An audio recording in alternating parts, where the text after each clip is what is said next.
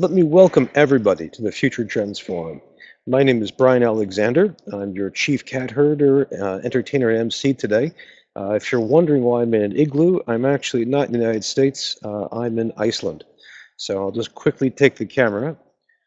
I'm not sure you can see out there, but that is the harbor around Reykjavik in a building called the Harpa Building, which is actually pretty magnificent. Let me show you some of the building. The front of it is this enormous glass structure, really quite extraordinary. And you can see out of it Iceland's major city. So I've been here working on a conference, giving a couple of talks, meeting with the Ministry of Education, and my apologies if the sunlight is too bright. That's not a typical problem here. Now, if you are new to the Future Trends Forum, welcome. I'm glad to see you here. And let's advance the slide so we can explain to everybody where we are and what we're doing. So first, you should know that the Future Trends Forum is a project of the Future Trends in Technology and Education report, the next edition of which is about to come out very, very soon. This is a monthly trend lines that tell us something about the likely future of education and technology. If you haven't had a chance to take a look at it, go to ftte.us and you'll find past reports and examples and ways of subscribing. Now, we couldn't do either the Future Trends report or this forum without the help of two very, very generous sponsors. So I'd like to take this opportunity to thank NYSERNet first, from New York State, a networking group that works with higher education. They do great work and they're very generous in their support for us. We thank you for their help.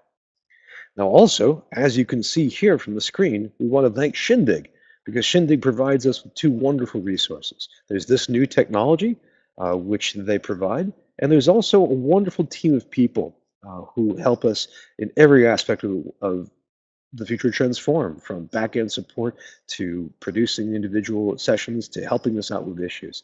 So we're really grateful and thanks Shindig very much. Now, just to tell you before we go a little further about the space where you are, in case you haven't been here or in case you need a refresher, top screen where I am and where there's this PowerPoint presentation is called the stage. This is the presentation spot. So everybody here gets to hear and see us up here. The bottom below us, where you guys are, is the audience space. And this is where every person who joins the session gets to appear. And you'll see if you look around, each person is represented either by a static silhouette or by a living, breathing video. So if you take a look at Paul, for example, or Joe Murphy, or Gordon, or Eileen, you'll see them looking probably startled right now in their offices and smiling at us. Now, you'll see those icons or avatars move back and forth, partly due to animation, but also because people will get to connect with each other. If you'd like to talk to somebody, simply click on their icon, you'll snap together, have an audio cone of silence, and be able to have a conversation. Now, there are a lot of ways to interact with us. In fact, there are 4. So let me just outline them for you. If you look at the very bottom right of the screen, you'll see 2 orange dots. One of them has a hand and the word raise. If you click that tells us that you'd like to come up on stage and join us and talk about future trends. So click that if your camera is ready, your mic is on, and you feel like talking. If, on the other hand, you don't want to do that, if maybe your mic doesn't work, or you're shy, or you're stuck in a public situation, that's fine. Click the Ask button. Type in a question or a comment, and we'll be able to flash that on the screen. I'll read it out loud. Now, if you'd like to use Twitter, please head over to Twitter, tweet away, use the hashtag FTTE, and you'll see conversation happening there. You can add your thoughts and questions. We already have Cassandra Jane mentioning she's coming on in. And if you'd like to talk to your peers, mouse over your cursor, and you'll get the I am chat option. Click that, and a little chat box will open up. So you and the 16 people who joined around you will get a chance to say hello. So, for example, in the chat box where I came in, we're seeing a lot of discussion, mostly informal greetings from Joe Murphy, Gordon Freeman Brown, Brian Gardner, Karen Newman, Vanessa Vale. So, as we go, please interact and use any of those methods. Now, today, the special guest is actually me, because I am speaking to you from Iceland, and that's actually a photo I took about an hour away from this thing. The goal here is not to interrogate a wonderful new expert, but the goal is to review the most recent update about future trends. So what I'm going to do is tell you about the latest events, the latest trends that I'm detecting in future trends. These are ones that have not yet appeared in any form, so you guys get the inside scoop.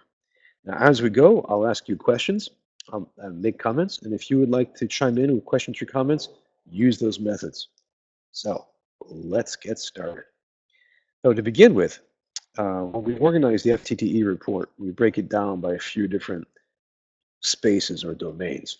And one of them is the domain of education and economics.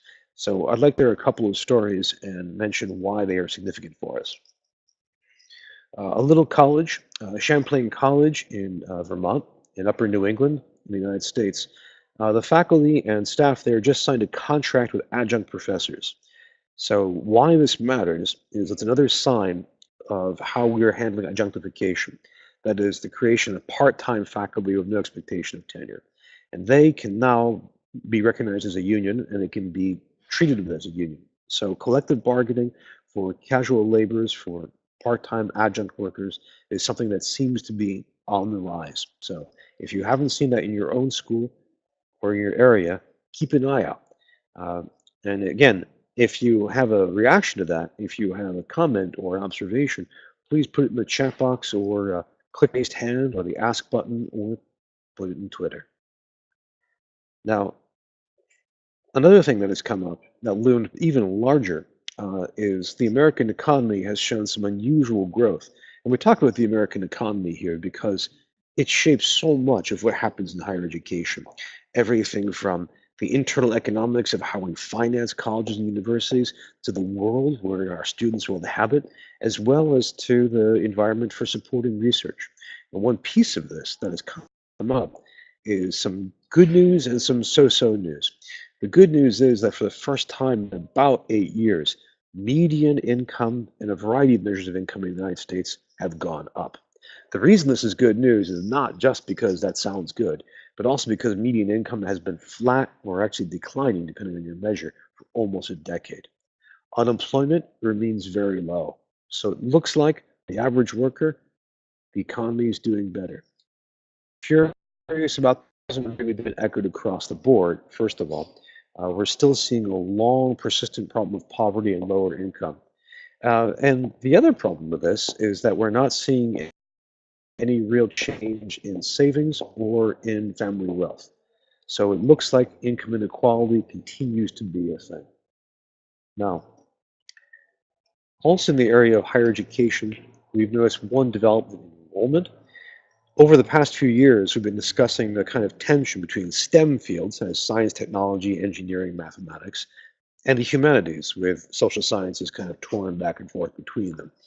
And we've been noticing that, generally speaking, higher education has been favoring STEM fields and disfavoring humanities. We see another sign of that. A recent study showed that fewer and fewer students were enrolling in pretty much across the board. The total number of students has dropped below the level that would account for the total enrollment decline in higher education. There's a lot of arguments about why this could happen, but history is declining as a major of importance.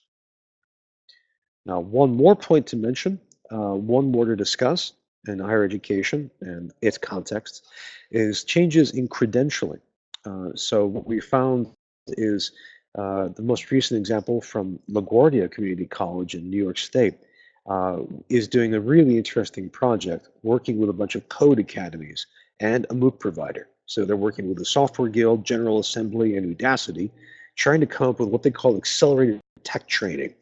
And the idea is that LaGuardia will partner with these providers to get students a lot of technology training in a hurry at a very low cost, as is befitting the community college world. This may be a sign, either, depending on how you look at it, that alternative forms of higher education are rising and becoming more prominent, or it may be a sign that higher education is becoming more open to incorporating them and partnering with them. Now, I'd like to talk about a few other topics that have to do with technology, but let me ask you guys, what do you think about these trends, and what are you seeing in terms of trends about education and about the context around education? demographics, for example, and economics and policy. Again, while you're thinking, while you're cogitating, you can either respond by putting something in the chat box, or clicking either of the orange buttons, or tweeting away. Vanessa Vale on Twitter says that she's made her own FTTE questions review list. Man, that sounds exciting. I'd love to hear more about that. In the chat box, Carol Newman says that younger people recognize that STEM classes are going to help them get employed more so than other courses. This is quite true. This is really the perception that people think that we are in an economy which is much more heavily weighted towards STEM fields. Everything from hydrology to economics to computer programming. That perception is really, really there.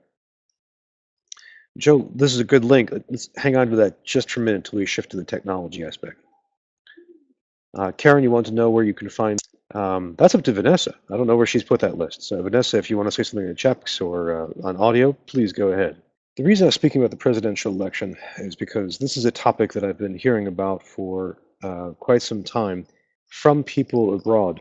And I wanted to share this with you because it seems to indicate a trend which could be very, very significant. A lot of faculty, especially political scientists and historians, are making this case. The argument goes that what we're seeing in this election in the United States is a couple of trends at the same time. Widening distrust of elites by a large number of people, not just in the United States, but also throughout Europe and Britain, and possibly in East Asia. We're also seeing with that increased political polarization, with political parties hardening, taking positions, and separating themselves ideologically and practically.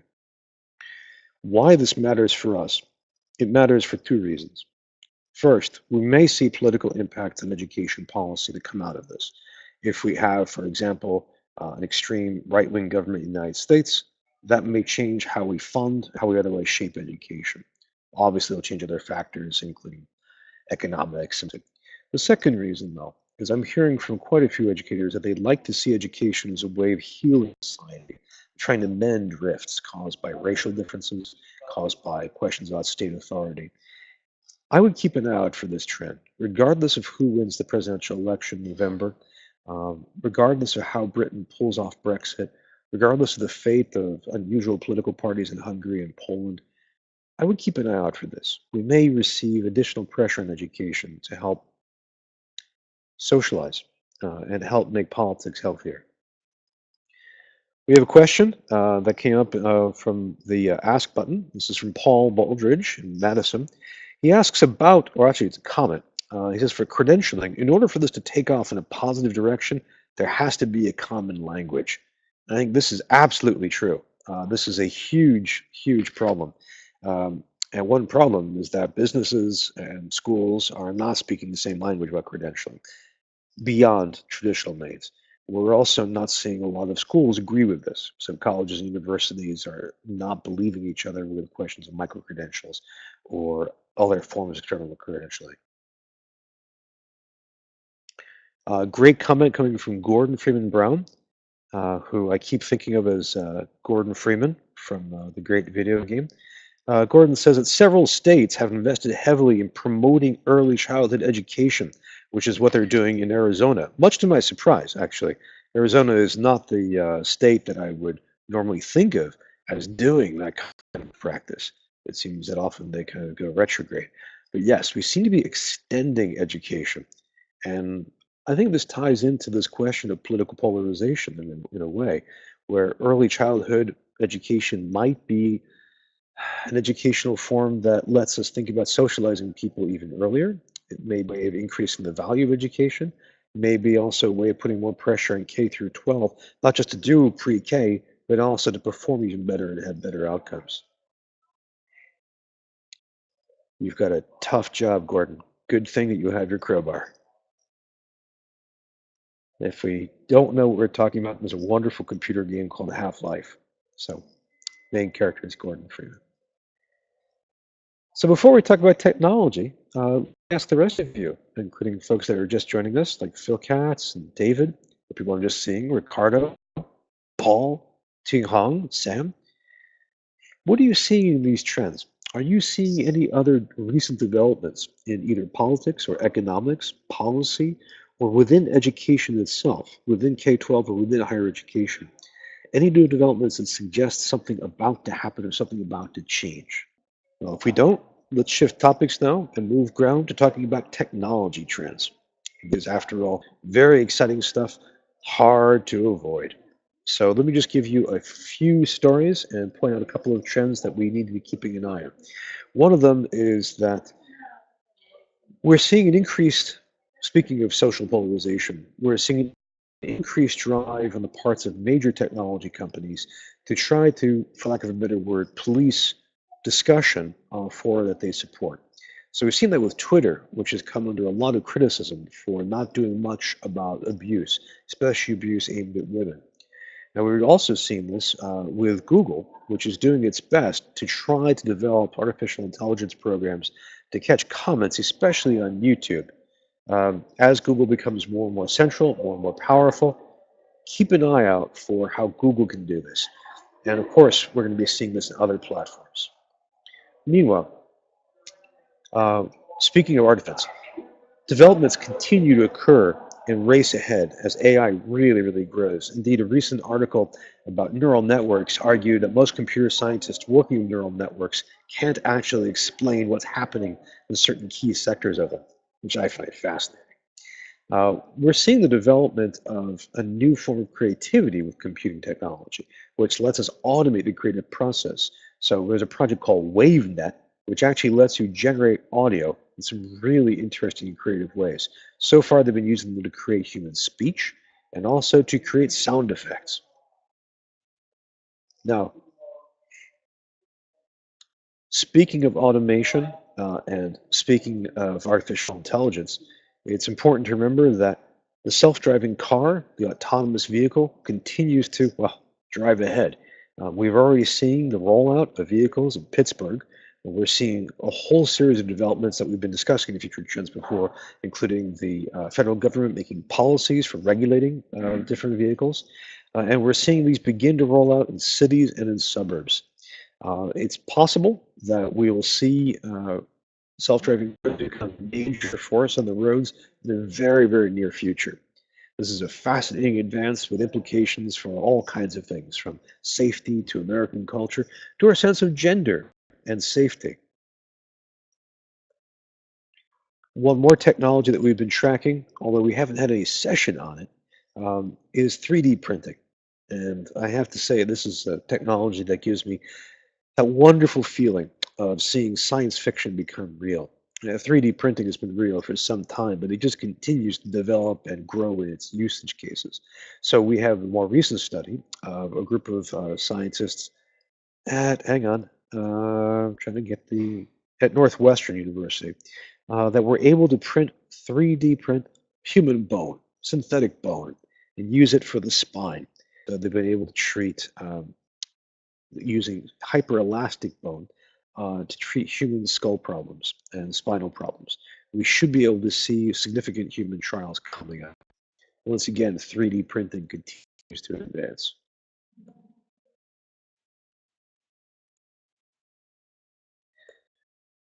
Now, before we go further with technology, let me ask you, in the past month, in September of 2011, are there any other developments in technology that you'd like to share? Any other technology developments that you think signify something very important or some change in the way that we actually use technology? And again, use the chat box or click the raised hand if you'd like to come up on stage and discuss.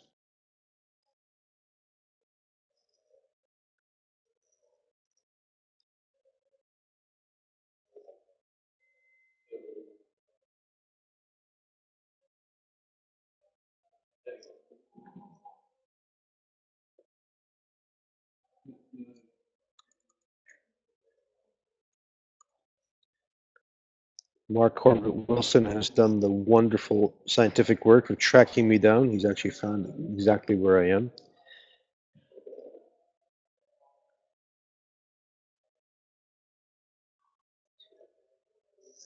No other comments right now? All right. Well, let me proceed and show you a few more stories that are pretty significant and pretty interesting. We've been talking about artificial intelligence, and it's important to think about bots that make choices, run events, do programs, everything from running financial trading to shopping online. Well, we've been seeing some interesting developments in Wikipedia where bots are fighting each other in Wikipedia for edits. So we're seeing these fights go on for quite some time.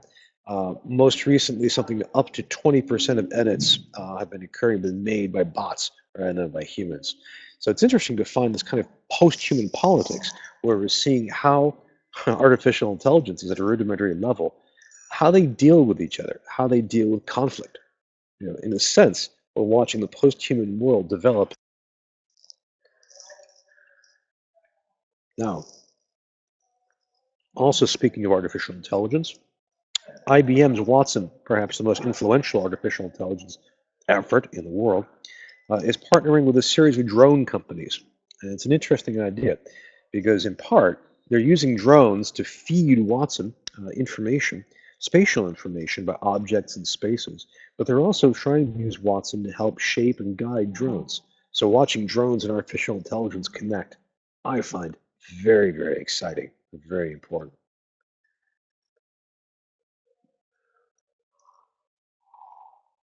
Now, I was speaking before about generating audio through artificial intelligence. A team at MIT has made a neural network that can generate videos.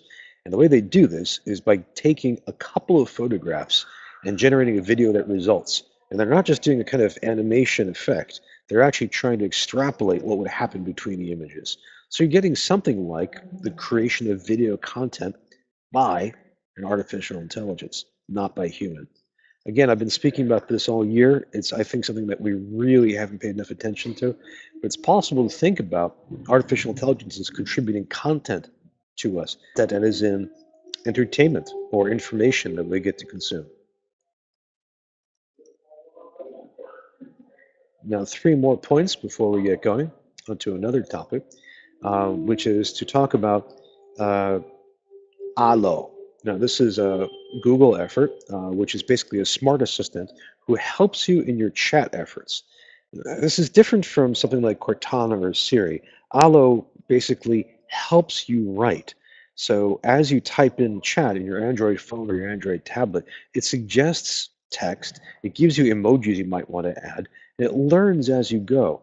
It's kind of like a butler looming over your shoulder as you write, offering you polite suggestions.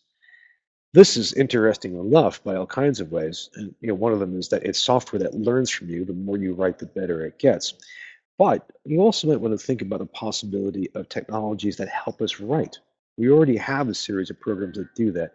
And of course, you can think back to the famously bad one of Clippy from Microsoft back in the 1990s.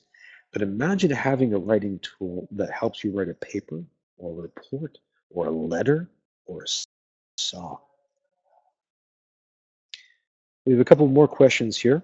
Uh, Mark Wilson asks the very, very prescient question: what new surveillance technologies will be required in self-driving cars? This is a great question because we know that to some degree, self-driving cars will be boxes of surveillance. They'll be collecting information based on their sensing of the road area. They'll be collecting mapping information, storing that. Will they be able to share this? Will they be able to warehouse it? Cars will be like phones, I suspect, devices that enable very, very high quality tracking of human information. Paul notes that a couple of months ago, the FAA ruled in favor of commercial drone pilots. Um, Paul, do you want to a few words about what that means and how that could work? If your mic is up to it, if you want to come up on stage, or if you'd like to just type in a few more words, we could follow up. If your audio doesn't work, believe me, I appreciate that. A couple more stories while Paul was thinking. If you haven't used Google Translate, it's rapidly growing and becoming more and more interesting. It can be bad. It can have comical results. It doesn't pass the ultimate translation test yet, which is to take a text in one language, translate it to a second language, and then translate it back to the first and return the original first text. But it's getting better and better. And we're seeing that now with the deployment of Google Machine Neural Translation, which supposedly cuts down errors by 80%.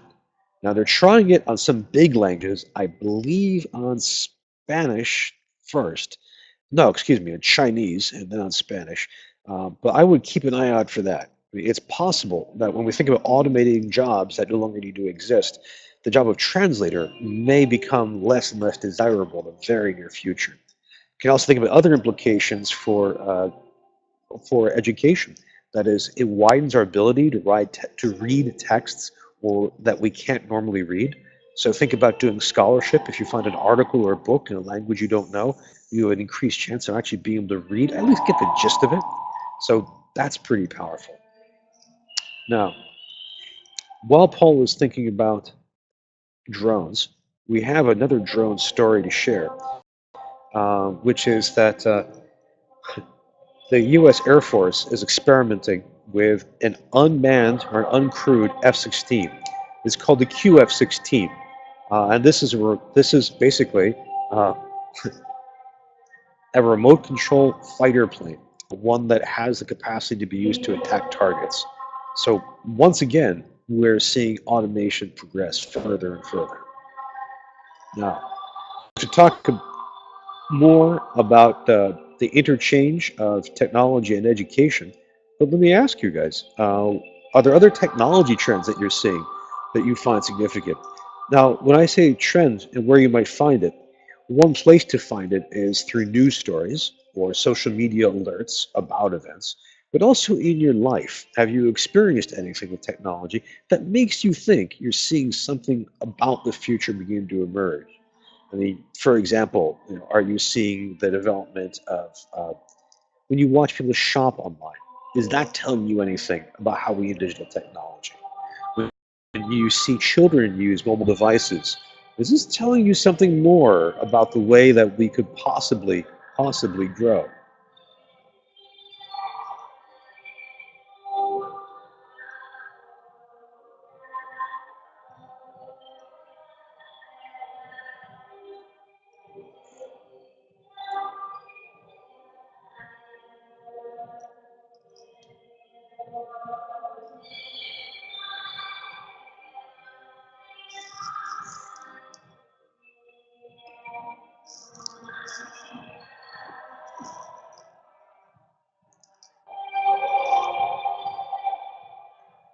Well, if you're all stunned, or if you're all still waiting for more, I can give you some more. Here are a couple of other technology developments that we should really add to the mix. Some of you are Twitter users in a big way, and I understand that. I'm an inveterate Twitter user myself. There's news of Twitter being sold. There are rumors coming out of Silicon Valley that different companies have been approached to buy Twitter.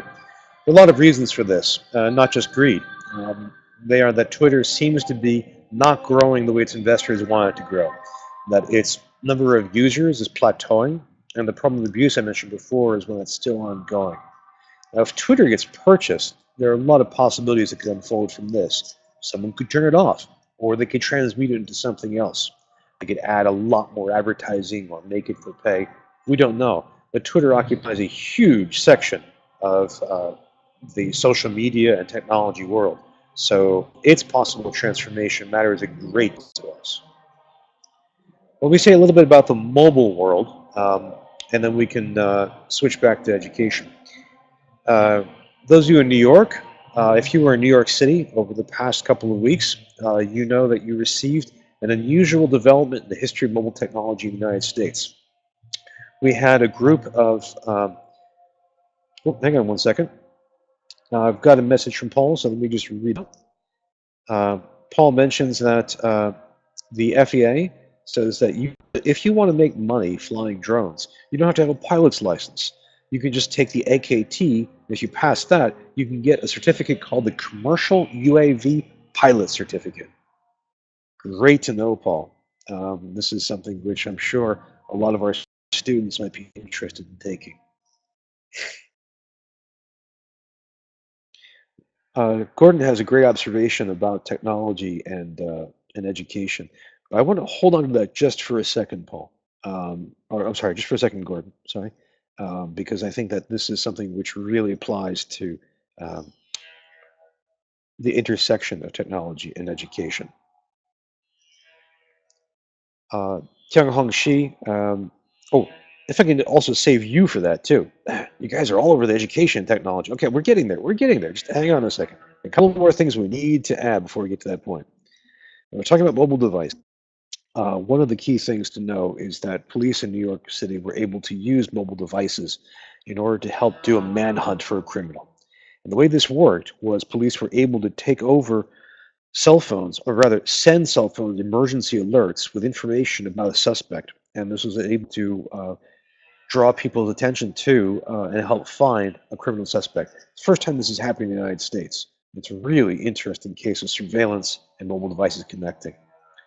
Also, in chat, Jiang Shi mentions that they saw a news item about real estate market use in China using virtual reality. Absolutely. That's a major, major use of VR that we can see. It's a great way to impress people. It's a great way to get a chance to see object that you can't normally see. So I would definitely, definitely watch for that. Good catch. Good catch. Now, another mobile issue that we should keep in mind is Apple has decided to get rid of the cell phone to get rid of the earbud jack. So you can see hanging from my head and caught up in my beard the long cords that connect my earbuds to this device. Well, according to new releases, Apple is producing earbuds that are totally cordless. They use radio to communicate with your local device. They're kind of controversial, they've been mocked a lot, but it's interesting to think about how this could possibly play out. Will we actually see a decline in the number of cords and cables? Meanwhile, those of you who use Android should know that the Galaxy Note 7 from Samsung was just recalled because it had this tendency to burst into flame or explode. I've taken a lot of planes over the past month, and every one of them, my board, has had warnings. Do not bring one of these on board because it might explode. Very, very bad news for Samsung. Now, another technology item to pay attention to, um, well, is the possibility that the web will fragment even further than it already has. So you may know the original dream of the World Wide Web from Sir Chen Berners-Lee in the 1990s was for a unified web that anybody could access, could connect to a document anywhere in the web. That's already been fragmenting thanks to national policies and a few other developments. Most recently, European Court has urged that has basically blocked hyperlinking from Playboy magazine, giving us legal precedence to block hyperlinks to other documents. And it's possible we'll start seeing parts of the web break off from the others as they no longer link to each other. Now, it's time to talk about education and how we can bring education and technology together. So to start with, Gordon Freeman Brown says, quote, I'm an avid user of but over-reliance on technology in early childhood can have negative developments on language development. So this is a subject that we haven't really discussed on the forum, and it's a very, very important one. Gordon, if you would like to come up on stage and talk about it, that would be great. I don't know if you've got a mic and camera. If you can, that would be good. That is, while he's answering the question, we've been focusing mostly on post-secondary, higher education, colleges and universities. We haven't said that much about K through 12. But this is an issue when we think about younger children. Are they capable of being able to get online without having some kind of negative effects with their development? Will too much use of technology backfire and cause them grief?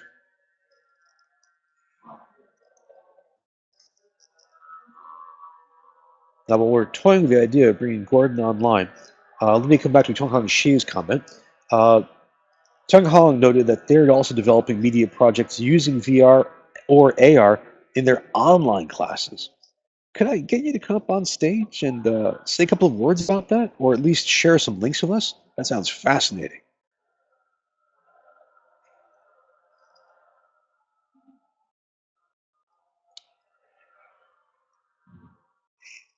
Now, if you're new to the Future Trends Forum, one of the things that we really like about this is the ability for people to come and not just have this be a talking head of me, but to have participants come and add content and to add comments.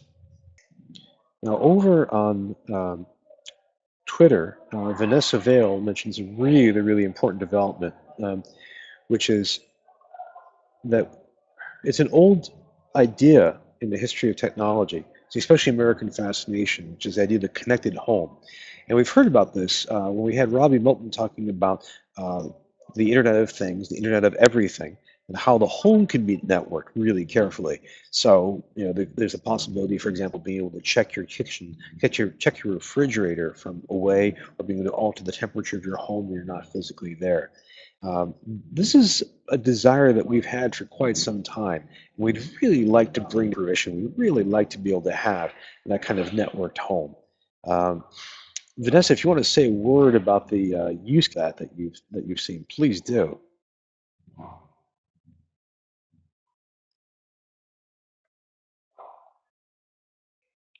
Well, I'm making everybody work. So while everybody else is working, let me just go on a little bit and add a few more details of emerging stories for emerging trends. So when we take a look at open and open education, there have been some interesting developments that may or may not be good. And we've seen some progress, and we've also seen the reverse. So the reverse, we have seen that the open source tool, Open Office, which is an alternative to the Microsoft Office suite, may end. It's not getting enough volunteer support, so it may go the way of many projects in SourceForge, which would be sad, but it's something that that has happened to other projects in the past. We've also seen a really grim statement from Berkeley. University of California, Berkeley has been sharing a lot of content for many years. That's been great. A lot of open education content, especially recordings of classroom lectures. They announced now that it's becoming too expensive for them to continue that project, especially because they fear that they will have to reconfigure their class recording and lecture recording to more fully account for the needs of those who are auditorily disabled. Now, providing content that's accessible for disability is not a new thing. This has been going on for quite some time. People have been trying to have this as a standard so that when we make digital, it should be accessible to everyone, not just a few. But this may tie into Berkeley's other financial problems, which we've been discussing. And it may be that open education is starting to hit a limit of production, especially at large scale when it is seen as too expensive. Now, the flip side of this, on the pro-open side, is the giant technology company in China, Baidu, a search engine and more, has its own deep learning software for artificial intelligence. It's open sourcing them so that anybody can play with them, which is, I think, great news if you like open.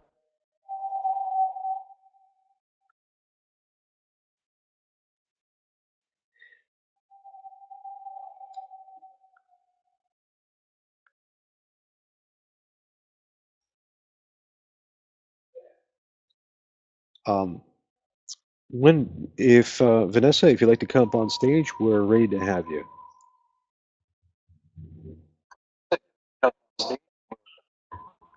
Okay. Yes. Hello. Well, I was not. Well, it's so Jetsons. This business about the home. Okay, is my sound on? It is. Yes. Can you hear me? But just this morning I read. Yes. Okay. All right. Yes, I can hear you. I read an article just this morning about a new one in the news, and now I thought I bookmarked. I thought I had put it on my list of things, but I hadn't. But I couldn't help thinking when we were talking about stuff for education, how some of the connected home ideas would apply to an education system, whether the teaching methods or actually even just the facility. And I know that Robbie she was headed that direction in the stuff that she was showing. It brought up other questions like, okay, so what do they do? What happens to the data they gather? And privacy issues. But it seems to me that with all the outsourcing and all the looking for places to cut, that at some point it's going to say, well, let's automate a lot of the systems in the physical plant, more of the systems in the physical plant. And to some extent, that's already started with things like automatic scheduling. You need to schedule a room or some equipment. You don't call up somebody and talk to them about it. You get online and you fill out the form and etc. That's to some extent, a lot of that is the automation has started. Yes. So where can it go? Yes. Well, it can go. I don't think that the average institution.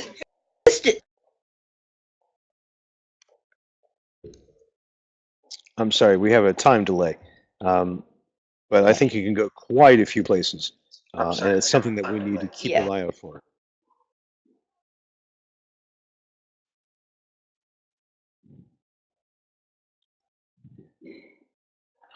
Now, Mark Wilson asked another question, and thank you, Vanessa. I really appreciate that comment. And when you can find that news story, if you can just share it in the chat box or on Twitter, that would be great. But that's an important story to see.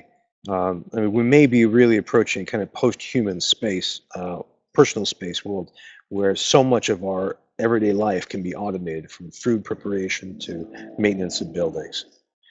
Now, we had another question that just came up. This is from Mark Wilson, who asks a really, really devilish question. He asks, we're talking about accessibility, is it the teachers or the institution's responsibility to make something accessible? Well, so far, usually it's the institution, because it's the institution who gets sued. So the institution is the one that has to make it happen. But they can order or strongly request a teacher to do the job, or to assign educational technologists to help make material accessible. Now, if you're an adjunct, I'm not sure how much effort that the university or college would be interested in putting into it. That's a really, really good question. Okay, a few more trends that we want to touch on. One is that in terms of gaming and education, Unity, which develops quite a few, which has a wonderful technology for three-dimensional space, Unity now has a certificate program so that people can, at the University of Utah, can take classes and get certified in game development through Unity, which is another sign of both partnerships between universities, colleges, and technology companies, but also the further growth of gaming and education. Another technology and education sign has to do with what happened to lynda.com. So you might remember that LinkedIn bought Lynda, and we were wondering what that was going to happen to it. Well, it looks like Lynda is going to be recommended to you if you're a LinkedIn user. So based on your profile, you'll be able to get recommended certain courses or class content that is available through lynda.com. So that may be a good thing. If you like to use Lynda, it may be a threat to higher education if you think about that as a non-higher education source. But it is a trend, and it's one that we need to keep an eye on. Now, another one to mention in terms of distance learning is my alma mater, University of Michigan, has just launched more programs through EDX on the MOOC side, and these are small classes that can yield what they call micromasters, so very small credentials on very small curricula and narrow subjects. Now, one more to bring up is there's been some recent reflection on MOOCs, in part because of a major anniversary, in part because of a lot of major conferences. And what's interesting is that we are seeing MOOCs continue to be creatures of higher education, not of K through 12. They are mostly a post-secondary thing. They haven't really crossed over yet. We're also seeing MOOCs being used for kind of what I've been calling the textbook function, as materials for other classes. So we're going to have a link in the new FTTE report, which gives an account of some discussion from the colloquium. But I think it's important to watch MOOCs continue to grow, continue to develop. And even though in the US we've gone over a kind of hype crash about them, I think we'll see more and more use of them. They are not going away. In fact, quite the opposite. Now, a couple more technology comments to make. One of them is a very famous professor, not famous for his professing, but famous as a blogger. Glenn Reynolds was booted off of Twitter temporarily for a tweet he issued. Glenn Reynolds is best known in the world for being the creator of the Instapundit blog, a conservative, mostly politics blog. But during the recent protests in North Carolina opening, he wrote an urge to violence tweet. Twitter took him offline, flat out, and ended his account. A lot of protests, a lot of behind-the-scenes wrangling, and he's back on. We'll see how much longer he lasts. But it looks like that's another sign both of Twitter trying to police its content, but also academics getting into trouble for social media use. I think you will all see more and more of that, perhaps at your institution. A couple more education stories to mention.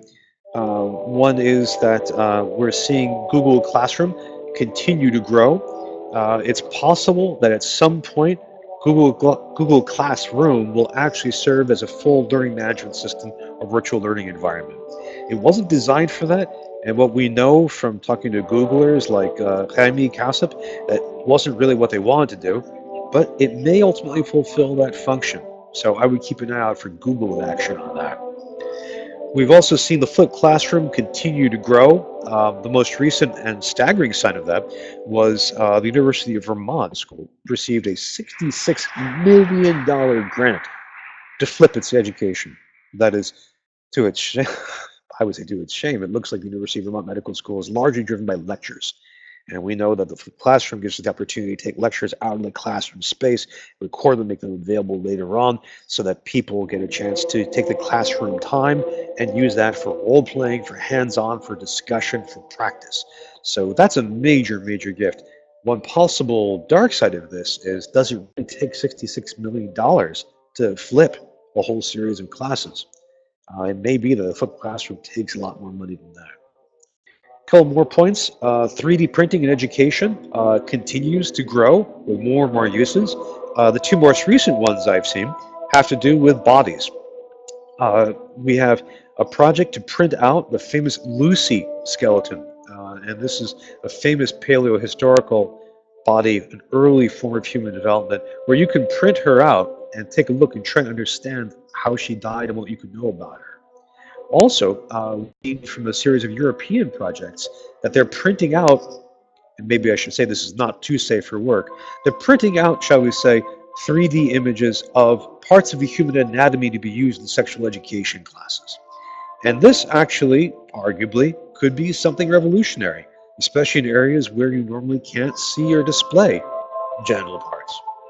Now, speaking of automation and automated education, a recent development was an experiment in using automation or using AI to write peer reviews for scholarly publication. And one interesting side effect of that in a test was that most readers couldn't tell the difference between a robot-generated peer review and a human-generated one. I would say, arguably, we're beginning to see the development of the post-human. Now, speaking of technology and education, mentioned virtual reality. There have been more and more uses of this. It's actually getting harder to track all of them. The University of Calgary has created a new tool just to help you think about education, use education. Udacity just launched a VR developer kit so that you can, or VR developer nano degree, so that you can develop VR content for the HTC Vive and get a certificate showing that you have done so. Now, we've got to talk about one more topic, but let me ask, are there any other technology trends that you have noticed that you'd like to share? Vanessa, thank you so much for sharing that link. Really appreciate that. Any other technological developments that you've seen over the past month that you see as possibly pointing towards the future of education?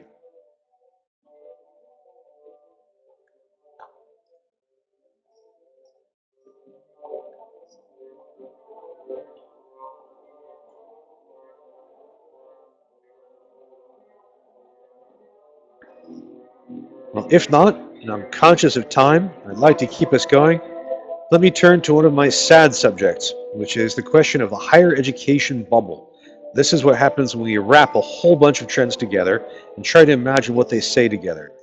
And, well, they might be grim. So some of the news items are pretty interesting. We've seen some more opinion polls which show that public opinion of higher education is not very good, especially for higher education funding.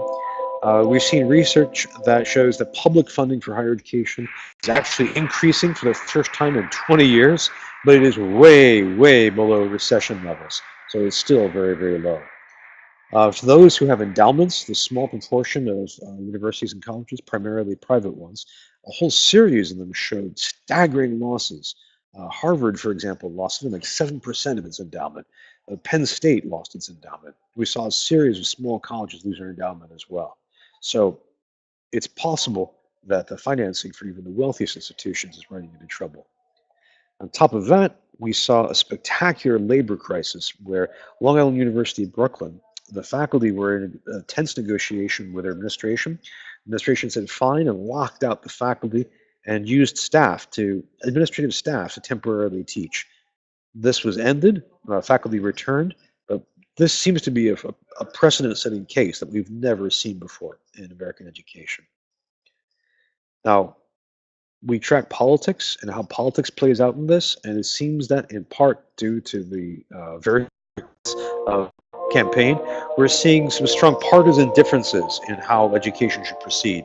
So we're seeing that the Clinton campaign continues to push for free higher education. Also hired two very high-profile for-profit critics to work. And meanwhile, the Trump campaign is making noises about cracking down on very wealthy schools for not spending enough on poor students. Now, all of that said, let me ask you, are there any other developments in technology and education that we should be thinking about? Are there any other cases, any other developments that have occurred in the past 5 weeks that you think we should be paying attention to? I'll give you a soothing seascape to meditate on to answer that question.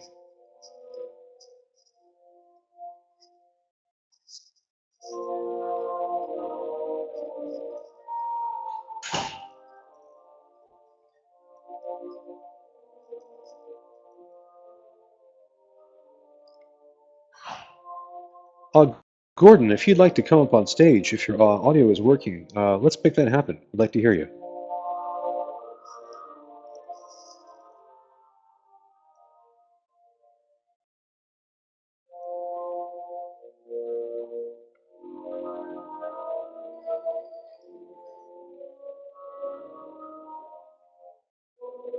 All right. Now, let me check Twitter to see if anybody has added more questions or comments. Phil Long in Texas offers an interesting question or an interesting observation. He thinks that the case of UC Berkeley with its decision to maybe not spend as much on open education, he says that's more about inconsistency of leadership. That it was allowing rich media to be posted that wasn't accessible. So this might not be a question of poor financing. This might be a question of basically change in leadership. That's a good point.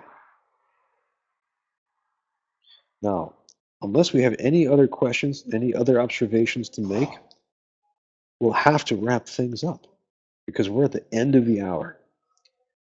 Zach, if you could put up the final slides.